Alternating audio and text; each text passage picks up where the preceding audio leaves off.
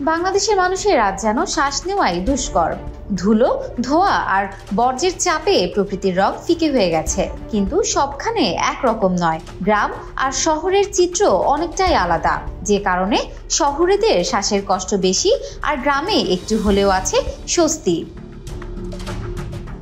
শহরের কথা যদি বলি তাহলে বলতে হয় সবচেয়ে বেশি দূষণের শিকার রাজধানী ঢাকা, নারায়ণগঞ্জ, গাজীপুর, চট্টগ্রাম ও খুলনার শিল্পাঞ্চল। এখানে গাড়ির কালো ধোঁয়া, কারখানার বিষাক্ত গ্যাস আর আবর্জনার স্তূপ মানুষের আয়ু কমিয়ে দিচ্ছে।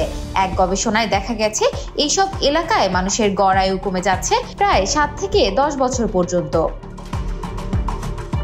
অন্যদিকে তুলনামূলক কম দূষণের এলাকা যেমন সুন্দরবন ঘেঁষা সাতক্ষীরা, সিলেটের গ্রামাঞ্চল লালমনিরহাট, পার্বত্য চট্টগ্রামের কিছু অংশে মানুষ প্রকৃতির কাছাকাছি থাকায় গড় আয়ু তুলনামূলকভাবে বেশি, দূষণ কম।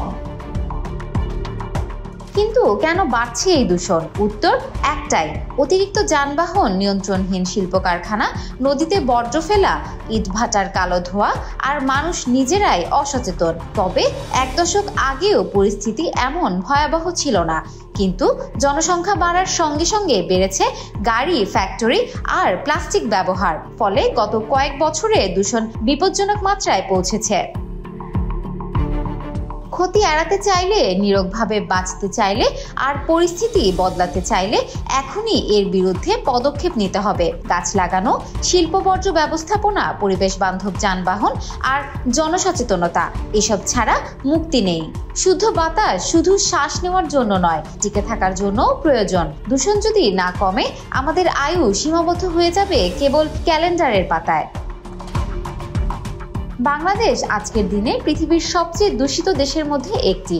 সম্প্রতি এক আন্তর্জাতিক প্রতিবেদনে উঠে এসেছে এমন তথ্য। আমাদের দেশের 16 কোটিরও বেশি মানুষ এমন এলাকায় বসবাস করছেন যেখানে বাতাসে ভাসমান সূক্ষ্ম বস্তুকণা বা PM2.5 মাত্রা আন্তর্জাতিক মানদণ্ডকে বহুগুণ ছাড়িয়ে গেছে। সবচেয়ে অবাক করা তথ্য হলো, লালমনিরহাটকে তুলনামূলক কম দূষিত অঞ্চল ভাবা হলেও সেখানে দূষণের পরিমাণ বিশ্ব স্বাস্থ্য সংস্থার অনুমোদিত সীমার 7 গুণ বেশি। অর্থাৎ বাংলাদেশে এখন আর কোনো জায়গায় পুরোপুরি নিরাপদ নয়। সবচেয়ে ভয়াবহ অবস্থা রাজধানী ঢাকা আর বন্দরনগরী চট্টগ্রামে। গবেষণা বলছে, যদি কেবল এই 2 বিভাগে বায়ু দূষণের মাত্রা বিশ্ব স্বাস্থ্য সংস্থার নির্দেশনার পর্যায়ে নামিয়ে আনা যেত, তবে এলাকার মানুষের গড় আয়ু বেড়ে যেত অন্তত 6 বছরের বেশি। Desk report, campus Times.